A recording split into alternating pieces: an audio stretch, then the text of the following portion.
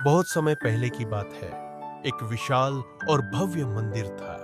उस मंदिर में सैकड़ों दीपक जलते थे।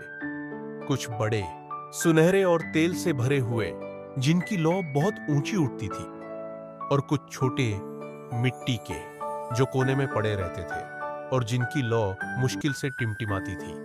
एक रात आसमान में घने काले बादल छा गए। तेज हवा चली और मंदिर के खुले गलियारे से एक तूफान अंदर आ गया। एक एक करके बड़े बड़े दियों की लौ हवा के झोंकों के आगे हार मानने लगी और बुझ गई।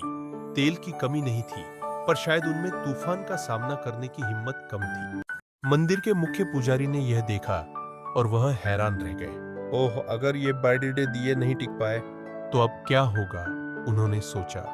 मंदिर में अब बस एक छोटा सा मिट्टी का दिया ही जल रहा था, जो एक कोने में ठोकरों से दूर रखा था। यह छोटा दिया, जिसे सब अनदेखा कर देते थे, लगातार तूफान से संघर्ष कर रहा था। उसकी लौ बार बार लगभग बुझने को होती, लेकिन वह झुकता जरूर, पर हार नहीं मानता। बड्डे दियो ने उसे आवाज दी, अरे छोटे, तुम क्यों कोशिश कर रहे हो? हम इतने बड़े थे, हम बुझ गए। तुम तो बस एक तिनका हो, हार मान लो। छोटे दिए ने अपनी नन्ही लौ को स्थिर करते हुए जवाब दिया, मैं जानता हूं कि मैं छोटा हूं, मेरे पास तेल भी कम है और मेरी लौ भी कमजोर है, पर मैं बुझ नहीं सकता।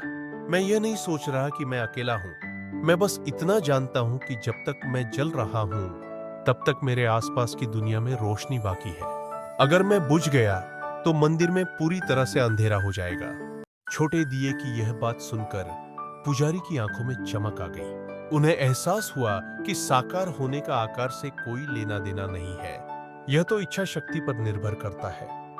पुजारी ने फौरन एक नया बड़ीडिदा दिया लिया और उसकी बाती छोटे दिए की लौ से जलाई।